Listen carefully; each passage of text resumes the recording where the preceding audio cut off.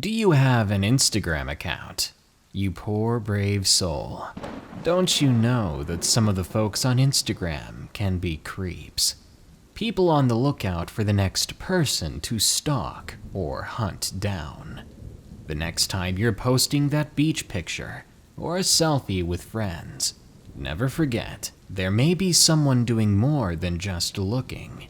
No matter how nasty that might sound, enjoy these 10 creepy confessions from Instagram users. If you want to be in a future video, go to darknessprevails.org to submit your stories today. I'd love to hear stories from teachers and Pizza Hut employees. 1. Stranger from the Dark Web by JuicedPudding. This story is from the perspective of a girl. At the time of this story, I was 17. This happened around last year. I was browsing my Instagram. Now, I have a furry account, so it's not uncommon for me to get follow requests from people I don't know, and I usually accept them. I see a new message from someone I hadn't met before. Not seeing any red flags, I replied. The person said hi. I was lonely at the time, so when I got random messages, I was quite happy. It didn't happen too often, to be honest, so I replied back within a few moments. We chatted throughout the night, and when I finally decided to log off and get some sleep, I never really said bye or told him what I was going to do. I mean, I didn't really know them, and I didn't think I needed to. But I woke up the next day to 50 messages from him, all asking what had happened to me and how worried he had been. This struck me as odd, as it probably would with anyone. But what was weird even for me was the fact that I ignored this and continued to talk to him. After only a few weeks, he and I had gotten rather close. To me, it seemed like a mild flirtation at most, but to him, it was more. When I started expressing interests in other people, he would get upset and started telling me that I was cheating on him. He'd call me things like baby and tell me he loved me, and no matter what I did or said, he would still make heavy advances. I would try to ignore this and continue talking as we did before. I was very lonely, again, and without him, I wasn't sure who to talk to. Another few months go by, and he was still pushing hard for me to be his girlfriend. And I was getting irritated. I told him time and time again that I just wasn't interested that way. So I sought out the help of my friend Dawn. She told him to just leave me alone, and anyone else alone because of how he was getting creepy. But right after that, he was getting even worse, because he began posting things on his own Instagram, tagging me in them. He talked about hurting people, admitting that he got satisfaction, and I mean that in multiple ways, from causing other people severe physical pain. He would say he wished he had the courage to take the leap, track down his target in real life, and quote-unquote, stick them like a pig. I had never been more disturbed by something in my life when I saw this. This wasn't at all like the person I'd been talking to. He had been hiding his true self this entire time. And now I felt my life was in danger. Because who was this target he was talking about? One day, the guy sent Dawn a link to a website we weren't able to access until he gave us a little rundown on how to do it. We had to download a special browser just to access it. When we finally opened the webpage, obviously fueled by morbid curiosity, we saw that it was a page dedicated to people who took hits out on other people, and there were real photos of the things they had done. He said to us that he wanted to have his picture there, and that we could help him achieve that. I stopped messaging him completely and blocked him. Somehow he discovered my phone number and was able to continue talking to me that way, despite my attempts to ignore him. I eventually told my parents, who got me a new phone number, and luckily that same year we moved. I'll never forget how close I came to being a victim of some psychopath. Number 2. Ordeal with my ex. Submitted by Joanna. This is from the perspective of a girl. In 2015, I was in my first year of college. That summer after graduating from high school, I broke up with my first serious boyfriend. It was long distance and lasted about a year and a half. I was the typical newly single college girl who had used dating apps like OkCupid to meet new people and go on dates. After having met a few unmemorable folks, or people that simply didn't click with me, I met my next boyfriend. His name was Bruce. I met Bruce on OkCupid, and at first he seemed nice. Cliché, I know, but I notice many people start out like that, trying to be as nice as possible to make a good first impression. He certainly did, and it pulled me in like a fly approaching a spider's web, even if I didn't know it at the time. Our first date consisted of walking in the downtown area of our city, and because of the time of year, it was tourist season. So we grabbed a bite to eat at a pizza joint away from all the hustle and bustle of the autumn festivities. It was also pretty cold that day. When we got to a major city landmark by the water, we shared our first kiss. Looking back, I pretended to like it. I had felt his nose dripping on me when we did it. I looked past that, and that same night we made it official. I know it sounds ridiculous. Why would I become official with someone I only knew for a night? Well, I had enjoyed myself, and I may have been a bit naive. Little did I know what was about to happen until February 2016. At first, he seemed kind and nice to me, as I mentioned before, but by the time I had to leave for holiday break, a new side of Bruce began to show itself. My home was a half-hour away from my university, so this made it impossible to visit Bruce like I used to, let alone any of my college friends, for the time being. I didn't have a car or my license, so I couldn't drive. Taking a taxi or an Uber would have been very expensive. I actually had a stomach bug too just before leaving my dorm for break. So whether I liked it or not, I was stuck in there until the last day we were allowed to be in our dorms. Bruce had brought me saltines and ginger ale, which was nice of him, but he was very hot and cold about wanting to see me. In one moment, he told me he wanted to see me and take care of me, but the next he would tell me, "I don't want to be around you, I'll catch something." This Jekyll and Hyde side to him became more and more prominent as time went on. From about late December on, Bruce would change his tone with me every other hour. He would at first be all happy and tell me how beautiful I was, flirt with me over messages.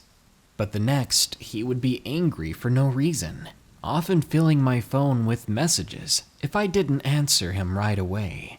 He would text me even if he knew I was at work. Things got worse after we became intimate for the first time that January, just after New Year's. My parents agreed to take me all the way to his house to spend the night. We ended up having our first time together that night, and it happened to be my very first time. As expected, it was a very bad experience for me. Not just because I was nervous, but because he was having trouble getting it up. It was around this time Bruce's troubling behavior peaked, and he became obsessive, even delusional at times, about me and our relationship. He would demand to see me every night, no matter what. I remember one occasion I was out in the snow at night waiting for him to come and walk to his house from my dorm, which was relatively close. If I wanted a night to myself or with some friends, he would make me feel guilty somehow, and I still would end up being with Bruce for the evening. I remember sending him selfies in the morning after my makeup for a day of classes. Instead of appreciating them, he would tell me things like, "Who are you wearing that makeup for? Why are you all dressed up if you're just going to class?" He said these things suspiciously, and I reminded him that I always wore makeup to class. He would remark to me, "You won't wear it for me, yet you'll wear it for complete strangers." That wasn't true at all. Makeup has always made me feel presentable and confident, as it does many females. True that by that point I wasn't really wearing makeup to his house anymore to see him, but that's because I didn't feel like it. Most of the time it was dark by the time we saw each other, and I was in comfortable clothes by that point, and too tired after a long day. Now this was the time I had Instagram. I had many friends and followers from campus, and it was an easy and convenient way to keep up with them. At one point, I even had thousands of Instagram followers. I no longer have that account for personal use, for the record, but it wasn't because of Bruce. Now, some of these people on Instagram were, of course, guys, and also friends of mine. They would comment on my pictures or like them, and I was fine with that. I didn't see anything wrong with it. They all knew I had a boyfriend at that point, which is why I wasn't worried. But apparently I should have been. Because Bruce, on the other hand, asked me on several occasions, "Who is this or that on my Instagram? Why did you take that specific selfie? Who was liking your pictures? I don't want so-and-so commenting on your Instagram. Why do you answer back to these people? You don't know them, and I'm your boyfriend." Bruce even targeted one of my specific followers, who happened to be a guy. I didn't even talk to that guy or know him at the time, but that did not stop Bruce from accusing me of having a quote-unquote secret thing on Instagram with this person. One thing's for sure, I'm no cheater. Never have been, never will be. I know that Bruce was aware of this fact, but was extremely insecure about it. Every time he'd be this accusatory, I would tell him to stop, but he would still have those Jekyll and Hyde episodes, getting super angry and then suddenly acting like everything was normal. It was very upsetting. I tried to tell him once that he owed me an apology for that behavior, but he didn't understand what I was talking about. He said he was justified, and then he would bring up the fact that he was my first, and I had to get over it. Well, things went on, and at about 3 months into the relationship, he admitted to loving me, and mentioned stuff about marriage and children. I can see why two people talk about that stuff, in order to understand what each other expects from a relationship. But 3 months, that's a bit too early to be talking about it, especially as serious as he was. It was early February, and somehow things got worse.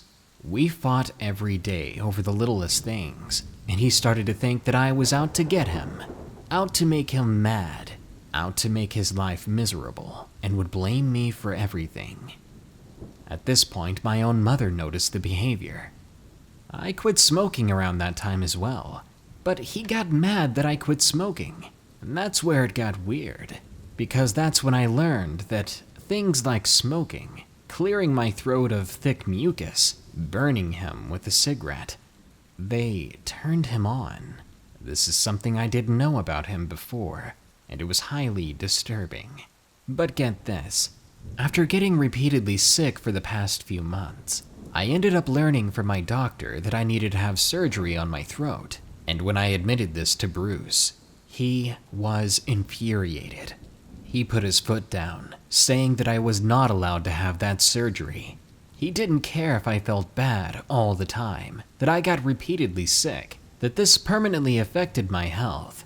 He just wanted his weirdly sick kicks for me when I cleared my mucus from my throat. God, it gives me chills just remembering it. Sometime around my 19th birthday, I had posted something on Instagram, and he flipped out. And since he was drunk at the time, he got a bit violent. My mother told me that it was best if I left Bruce, so I listened. I texted him saying it was over. From there, it went downhill. He begged me non-stop for another chance, that he would see a therapist, because I take promises seriously and he did promise to get help for his behavior. I foolishly gave him another chance the next day. After blocking him on social media already, I had to unblock him, and once I took him back, Bruce was extremely angry that I ever broke up with him, saying things like, "I can't believe you did that to me. You make me feel like I want to hurt somebody." The worst of it happened not too long after that, and that was the last straw. While we were intimate, I at one point told him to stop because I was in pain at what he was doing, but instead of listening, he seemed to enjoy the fact that I was hurting during the act and went as hard as possible at it, trying to make me hurt more. I'll never forget the look on his face when he did that. That night, I went back home to my parents' place, crying, and I afterwards went to see my doctor. I was having some severe abdominal pains after that, and my doctor took a look and diagnosed it. Bruce had done this to me. I confronted Bruce about this, and that it was from that night. I told him he hadn't listened to me and had ended up hurting me badly, and he said, "You act like it's important or something." I broke up with him that same day. No matter how much he begged this time, I did not take him back. I blocked his phone number on all social media I could manage. I wish I could say it was all over, but it wasn't. I remember looking at my call logs for the next month following, and I found several blocked calls from Bruce. I even got voice messages saying, "Can we talk?" and "I miss you." I ended up getting messages from him on Instagram before blocking him there. One read, "I hope you're doing well, you're such a good person." It sounded redundant. He used the same phrasing for the same meaning over and over, and I told him I did not want to see or hear from him ever again. Then I blocked him. Now, about a year later, I repurposed my Instagram account. It had a lot of followers, and I wanted to make it a business account. By then, I had a serious relationship with a much better guy. That's when I got a direct message on Instagram, and I assumed as usual it was business related. All it said was, "I haven't forgotten you. I'm still watching." Number 3. My Instagram Nightmare by ADTM. It happened a few years back, and looking back on it now, I still can't believe how foolish I was at times. Whenever I think about this incident, it sends chills down my spine and reminds me to beware of every move I make online. I live in a very small town in India. Here, Instagram is a pretty big deal. You're judged by the difference of your followers and following.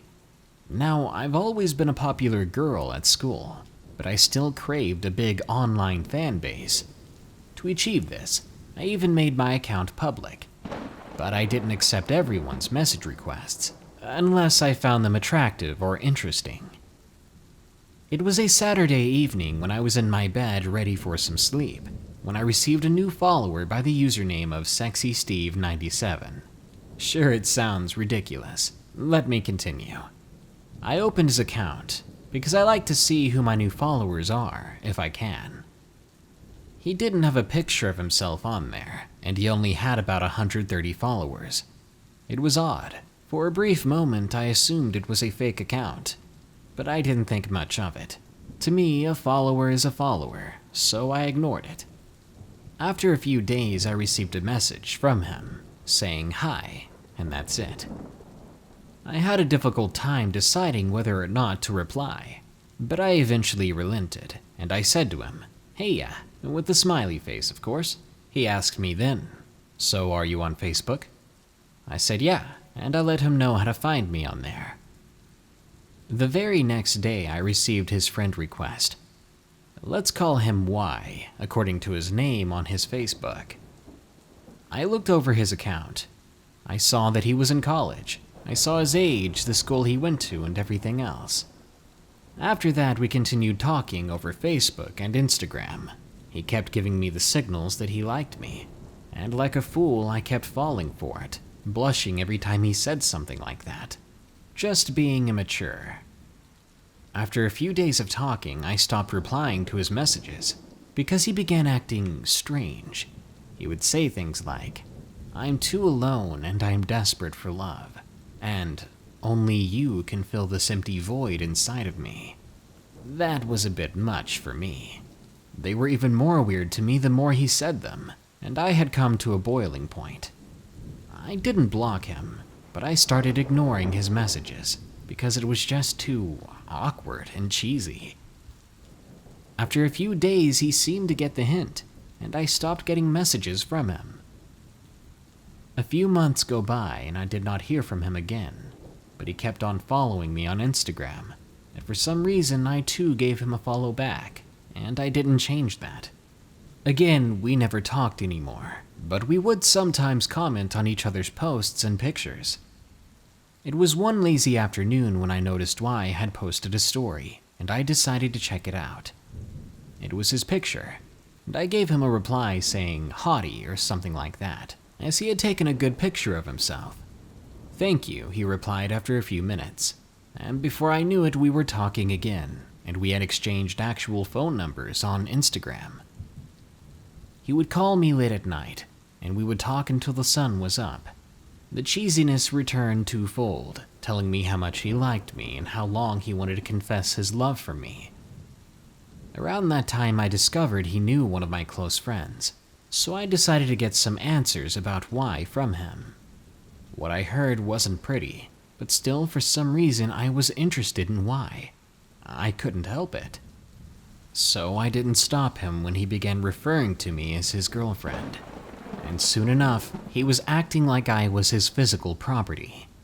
He hated when I hung out with friends, hated when I talked to them. He expected me to give him my entire day and night.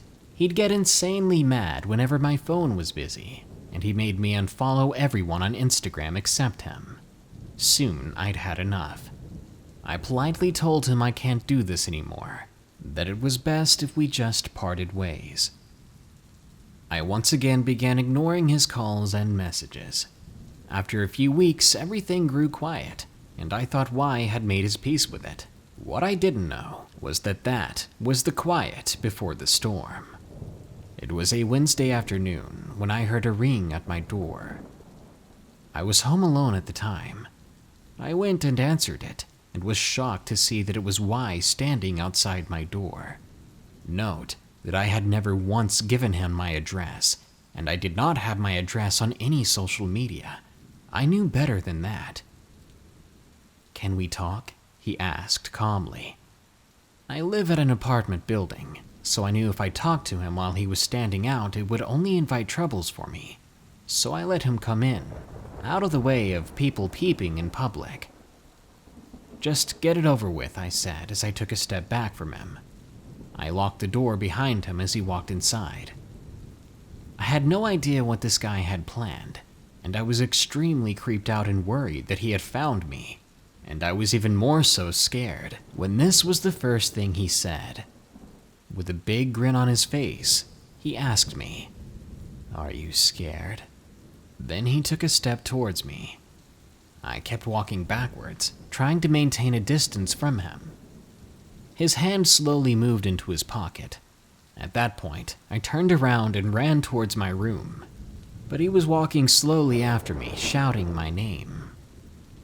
When I went inside my room, I locked myself in, and I was crying.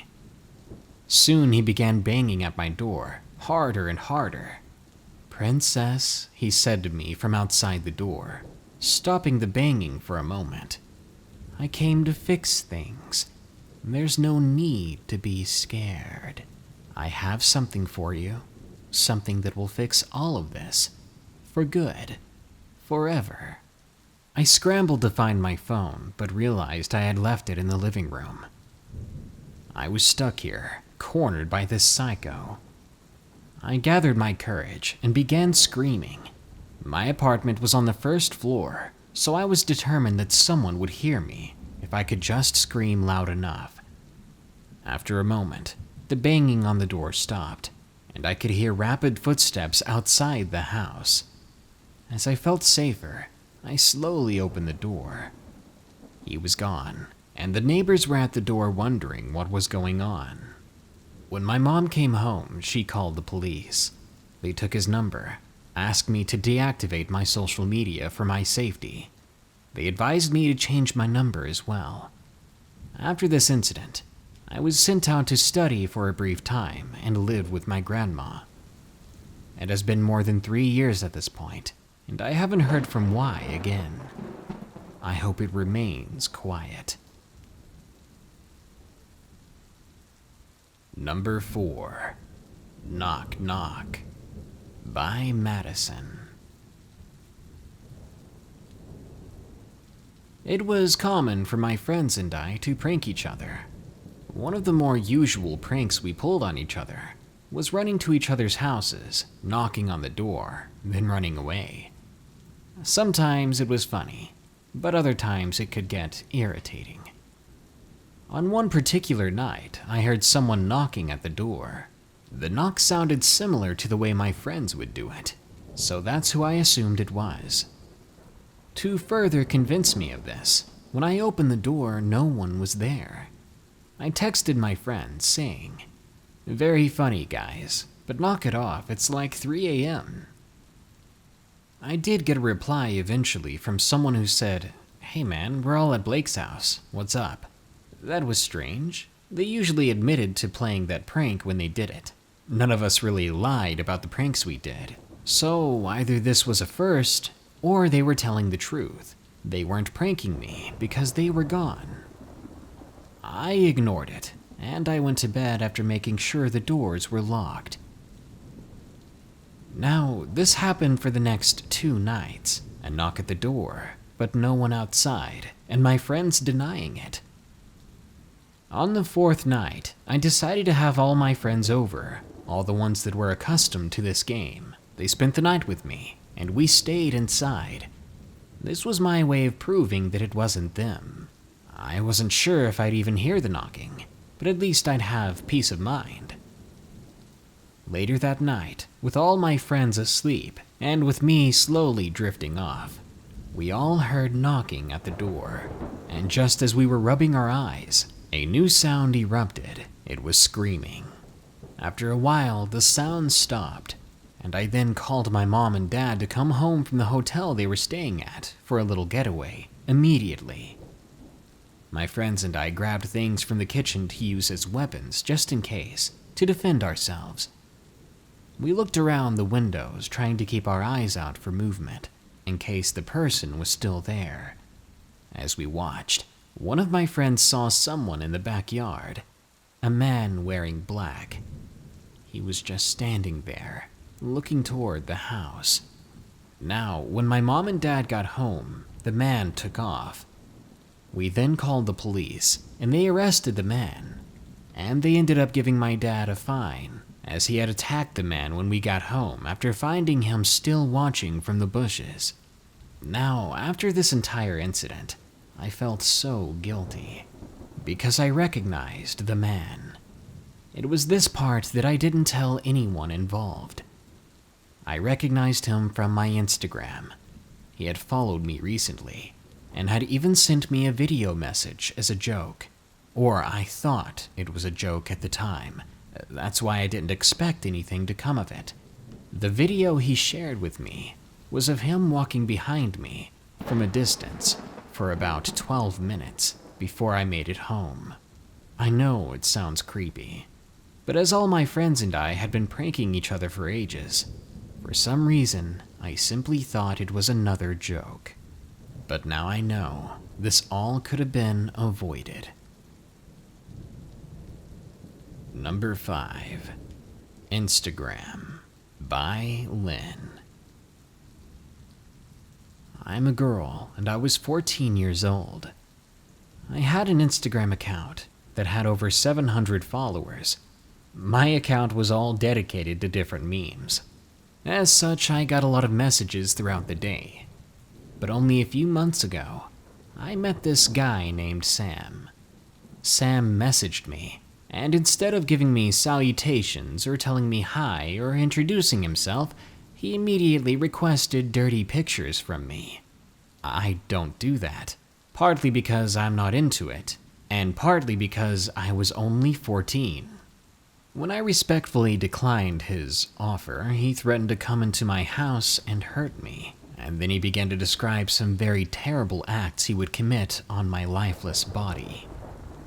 I rolled my eyes, blocked, and reported him, but I wish I would have told someone. I wish I would have taken it more seriously. He kept making new accounts, and he would continue to send me messages. I opened my Instagram one day and saw a new message request. I checked it. I saw a picture that disturbed me deeply.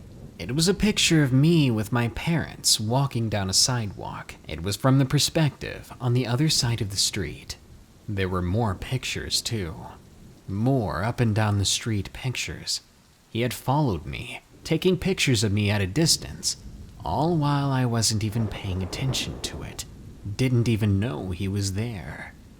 I replied to the message just so I could tell him how sick this was, and I told him to stop. Then I blocked that account he had made and deleted the messages. A week after things stopped, I began hearing tapping on the laundry room window whenever I walked by.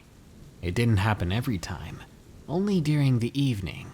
Now, better yet, my room is right across from the laundry room, and the window has a perfect view of my bed. A couple of weeks after that started, I went on a trip with my family. I came home early with my cousin, and I wasn't feeling well. I walked into the house only to smell something like gasoline. I went to the source of the smell. The back door was open, and there was a clear liquid all over the floor. I called the cops with a neighbor's phone, and I found out that it was in fact gasoline, that someone had come inside, poured gallons of it all over the floor. But that's it. The police have two theories on what happened here. The first being that they came inside, went out to get something to spark the flames with, but when they came back, they stopped what they were doing because I was home.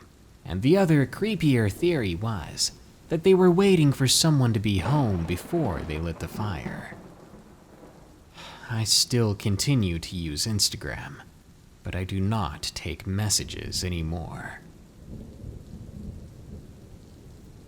Number 6. Her Friend by Jack M. I live in a small town in the middle of the central coast of California. For most of my life, I went to small private schools. I'm a super shy guy, and I'm a freshman in high school. I'm kind of lonely sometimes, to be honest with you, and it's hard to meet people as, again, I'm antisocial and shy. So when I met a girl on Instagram, whose picture turned out to be quite cute, we started messaging, and it really helped me with my loneliness. At one point, we decided to set up a date, a lunch date. But one Tuesday morning, I had to tell her that I couldn't make it. I had way too much homework to catch up on, and I wasn't feeling very well that day. She said okay, and I apologized. Well, the night before this, I was on Instagram looking at memes and other things. One of her stories pops up, and she's crying. I texted her asking if she was okay and if I needed to call her. She said yeah, but the battery on my phone was going out, and I did not have very good internet reception. So I said I'd contact her when I charged my phone. She said okay, then went to bed. The next day, I asked if she was doing better, and she said yes. So we talked for a while, and I asked her out another time.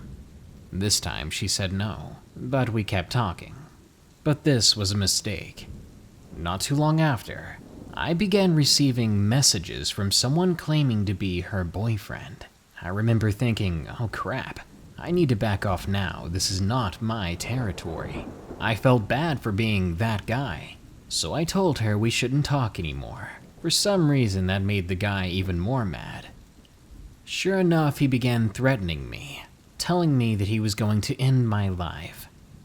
I wasn't sure if he was joking or not, but one weekend, when a couple of thugs jumped me out of nowhere, I knew that his claims were real.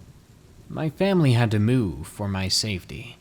I was scared for my life for a few weeks after that, but eventually things quieted down. Be careful who you get close to on Instagram.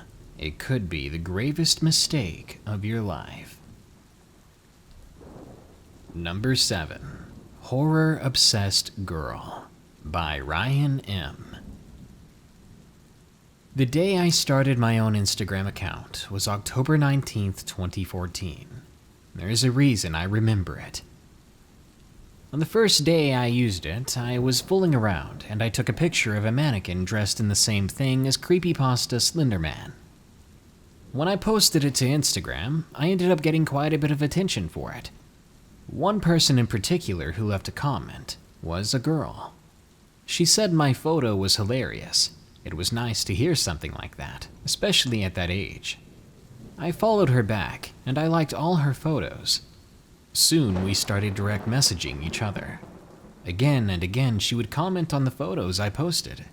One day when I tried to log into Instagram, I wasn't able to, and I was not able to find my account elsewhere, which was really strange. The next time I went to school, something even more weird happened. Everyone was avoiding me, and when one of the teachers saw me, they took me straight to the principal's office. There was a police officer, and they began interrogating me, asking me why I was posting such terrible things on my Instagram. They showed me. Someone had hacked my account, and they had been posting disgusting, disturbing crime scene photos. You know, those terrible real pictures you can find throughout the web. There were even a few photos they could not find on the internet.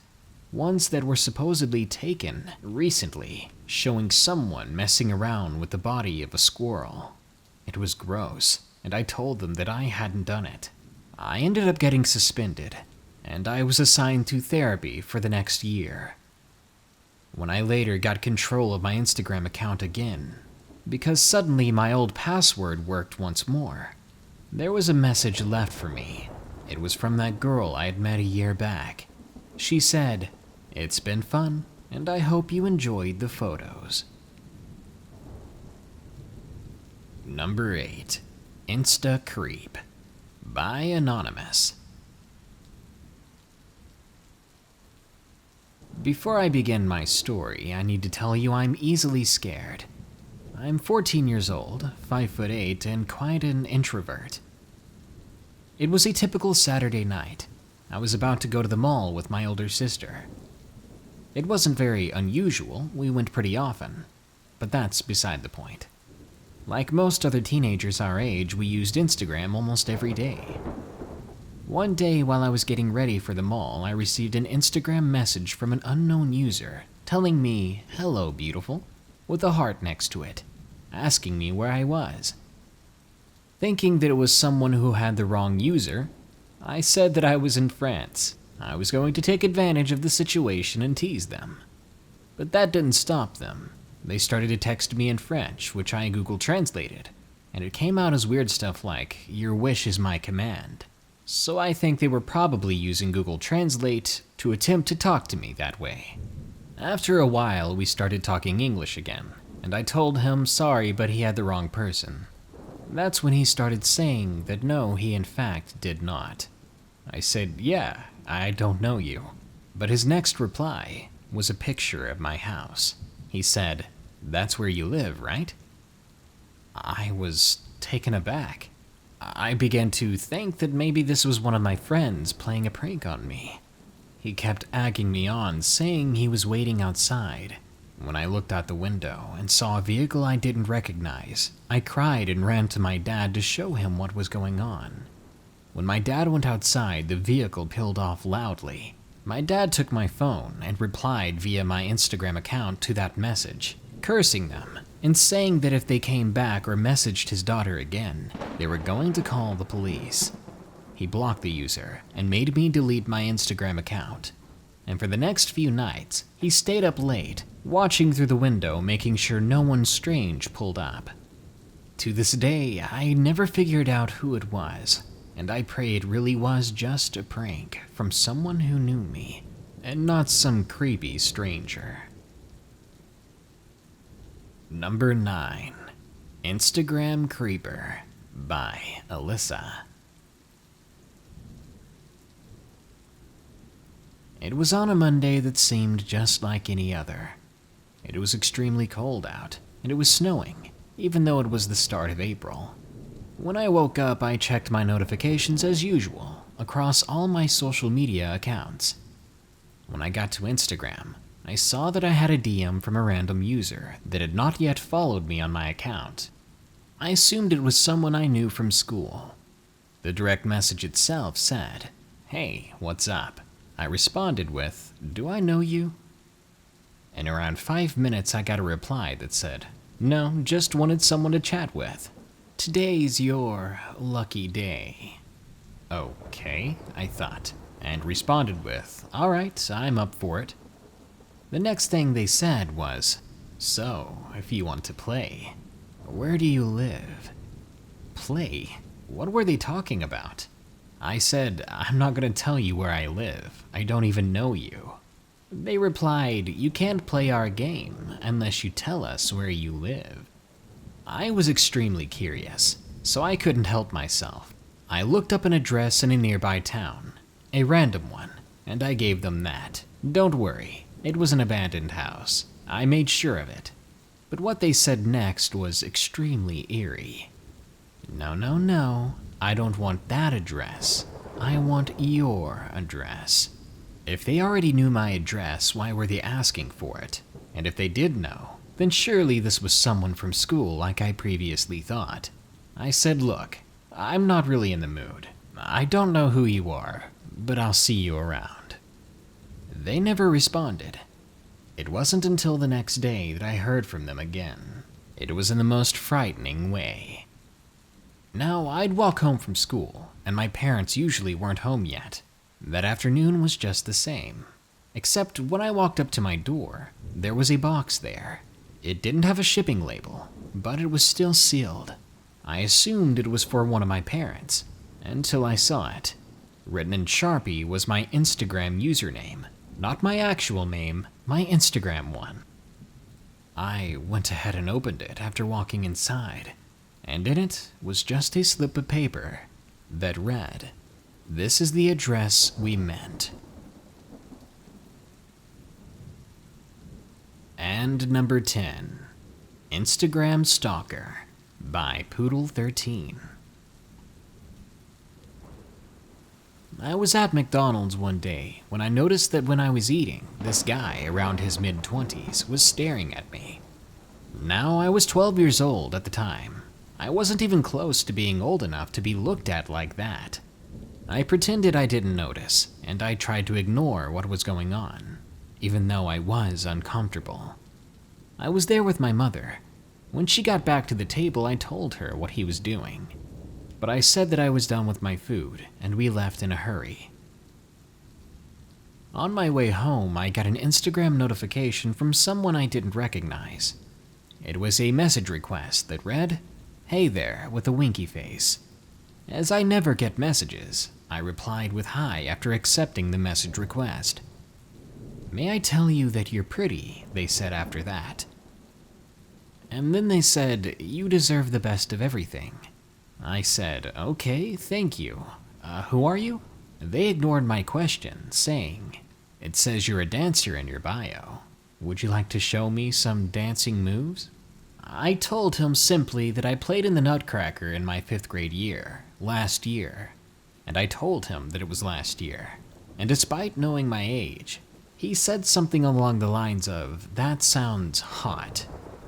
He asked if I wanted to be friends, so we could meet up somewhere one day, in person.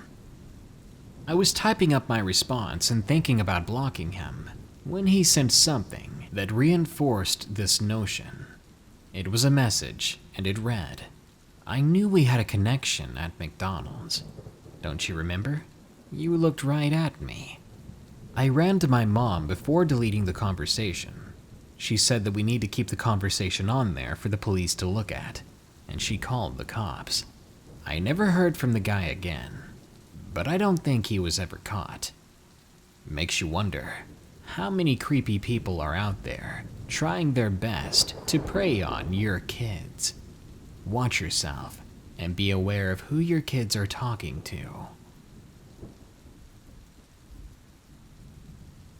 I've had an Instagram for a while, at Darkness Prevails YouTube, but I barely use it because I have no idea what I'm supposed to post on there, really.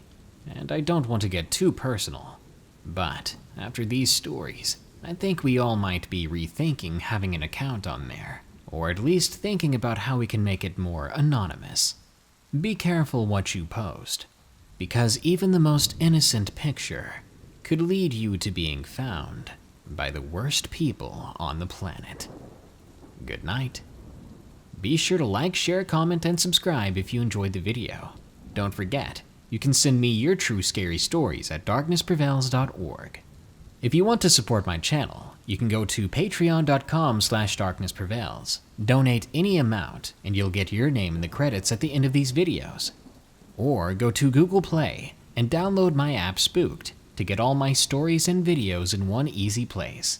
Last but not least, click the shop button below, or go to morbidmonsters.com to buy some really cool Darkness Prevails merchandise. Now then, here are my 5 favorite early comments from the previous video about 5 disturbing public park stories.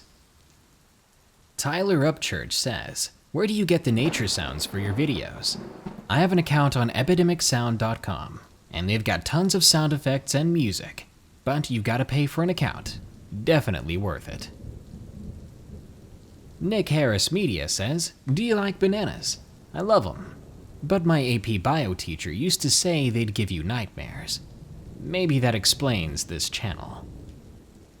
Archangel Ariel says, "Is it bad I don't get nightmares from these videos?" I don't know.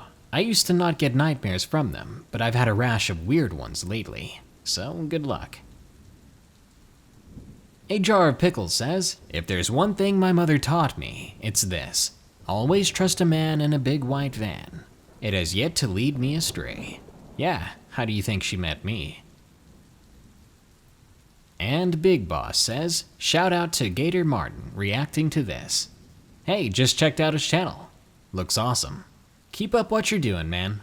Horror channels like mine don't get a lot of attention, so whatever I can get is greatly appreciated." Anyway, thank you all for tuning in to another Darkness Prevails video. More scary stories are coming soon, so stay tuned. Here are the credits to my patrons who continue to donate. And until next time, this world is a strange one, so stay safe out there and stay creepy.